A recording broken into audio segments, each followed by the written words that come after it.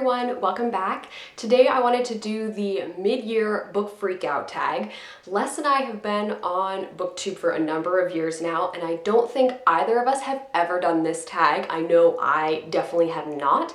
And now that we have passed into July of this year, this is a very appropriate time to finally actually do this video.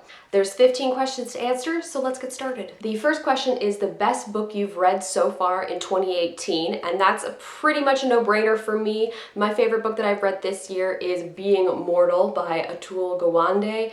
This is a nonfiction book that I read back towards the very beginning of the year, and it talks about medicine and what really matters in the end, focusing on elderly people and how they might want to live their life when it's a little hard for them to be completely independent, and then also looking at people who are terminally ill. Maybe they are elderly as well, but they aren't always necessarily elderly, and sort of helping these people live out their lives with dignity. It was a very moving book, and it was such an interesting topic, something I highly recommend. I did talk about it a bit in a video that I did about audiobooks, where I reviewed 5 audiobooks that I listened to. So if you do want to hear a little bit more about that and maybe some other books that I read earlier this year, I will link that up above. The second question is the best sequel I have read so far in 2018. The only sequels that I have read this year are Saga Volumes 7 and 8. Everything else has been either the first book in a series or a standalone. And if I had to choose between Saga Volumes 7 or 8, I'd probably go with 8, only because I liked the setting of it better. I did rate them both the same on Goodreads, but 8 wins out a little bit just because of the setting. Question number 3 is a new release that you haven't read yet, but you want to. And I'm going to read the title of this one off of my laptop because I will not be able to remember it. It is The Trauma Cleaner: One Woman's Extraordinary Life in the Business of Death, Decay, and Disaster by Sarah Krasnostein. It was released on April 10th. It follows a woman who has had just an extraordinary life. Very extraordinary, ordinary life, I believe is the description that they use. And so we hear about her life, and then we also hear about what she's doing now, as she is a quote-unquote trauma cleaner, and she goes in and she cleans up people's houses for them after they have, it seems like they have either been through a difficult time, something bad has happened, along those lines. It's just this woman's way of giving back. I love nonfiction, and this sounds like it would be a very interesting read. Question number 4 relates to question number 3, and it's your most anticipated release that still has yet to come out this year. I don't actually have any on my want to read list that haven't already come out, but the website, The Millions, they do their previews for like the first half of the year, second half of the year. The second half of the year preview is going to come out this month, and it will talk about all the books that are going to be released. Well, not all of the books, but many of the books of note that are going to be released for the second half of the year, and I usually comb through those lists, fiction, nonfiction, and just add whatever sounds interesting to my Goodreads list. So at some point I will have books that I want to read that haven't come out yet, but currently I don't have any. Number 5 is which book has been your biggest disappointment?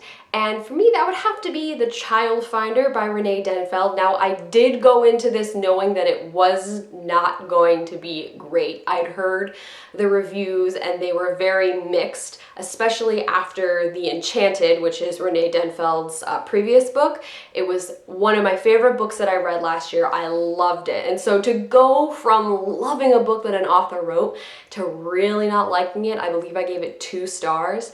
It was a struggle to get through. It hurts, you know, it's a disappointment. I was hoping for a little bit better. I wasn't expecting excellence. I wasn't expecting the level that The Enchanted was at, but man, if I had at least kind of liked The Child Finder, that would have been nice, but I really didn't like it. Number 6 is your biggest surprise read so far, and for me, that is Little Fires Everywhere by Celeste Ng.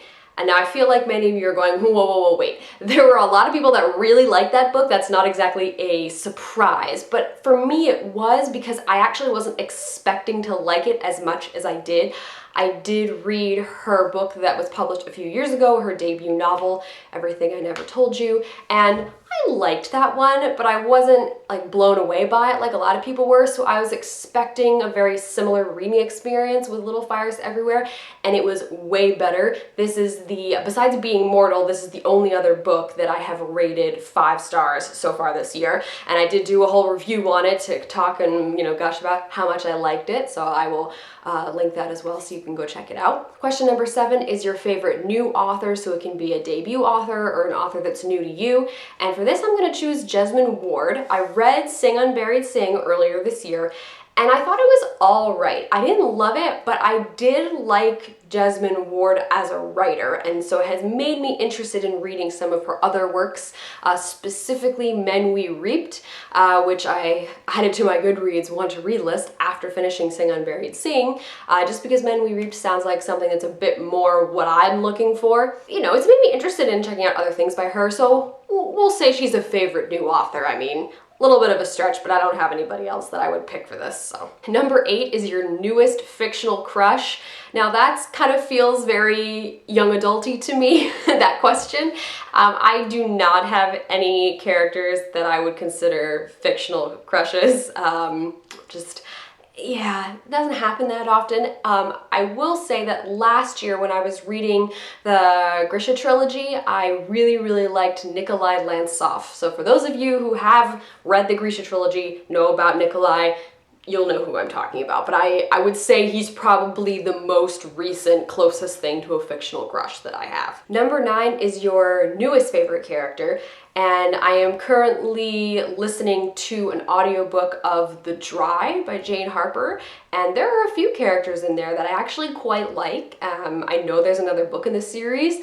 There's like a murder mystery kind of series, detective novel sort of thing, and I am liking it so much already that I know I want to check out the next one, and it's possible that the main character in that will become a new favorite character. I gotta see. I can't quite make that judgment call yet, but it's possible they will be. Question number 10 is a book that made you cry. I am going to have to pick Being Mortal again. It didn't actually make me cry, but there were a few times where I felt like I came close, and it was the most moving of all of the books that I read, so I feel like it fits this question best. Question number 11 is a book that made you happy, and for that I picked Once and For All by Sarah Dessen. I recently have gotten back into reading Sarah Dessen, at least her new releases.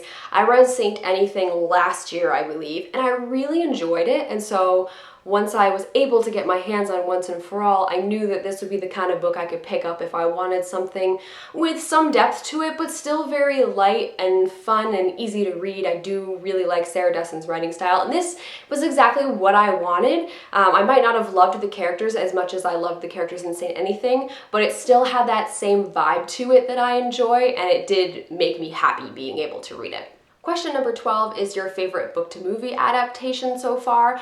I did see Annihilation earlier this year. I have not read the book though, so it doesn't quite count just because I didn't actually read the source material. I mean, Annihilation as a movie is very good. It's very creepy and weird, which is exactly what I was expecting. But I do want to mention that the book to movie adaptation I'm most excited about is The Hate You Give, which comes out in October of this year. I watched the trailer recently and I cannot wait to see that movie. I think it's going to be really, really good. Question 13 is what is your favorite video that you filmed so far this year? And that would have to be the video that I actually released before this one, and that is the 10 most popular books on my TBR. That's a video that's been making its rounds in some form or another, where I basically put all of the books that I have here on my to-be-read bookcase and just figured out which ones were the most popular based off of the number of ratings that they have. And I just went from 10 to 1 and I shared them, and it was a really fun video to do. It was interesting to finally get everything on Goodreads and see where I stand in terms of how many books I actually have on this bookshelf. And I think at some point I will also be filming a 10 least popular books on my TBR just because I am curious, and it's going to be probably just as fun to do. Our second to last question is the most beautiful book that you have bought or received this year, and for me that would have to be Containment by Hank Parker.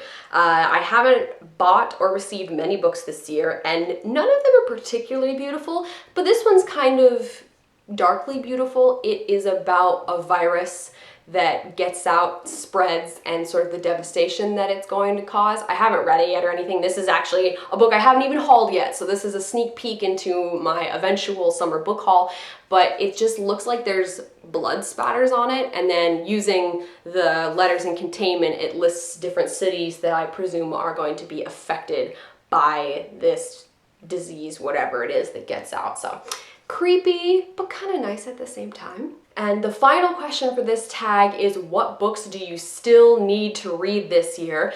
And I have a few, because at the beginning of the year I filmed a video that was 8 books I wanted to read for 2018, and I haven't read most of them yet, so I will share with you the ones that I still have to get to. The first one is Rebecca by Daphne du Maurier. Second is Ada Blackjack by Jennifer Niven, which is a true story of survival in the Arctic.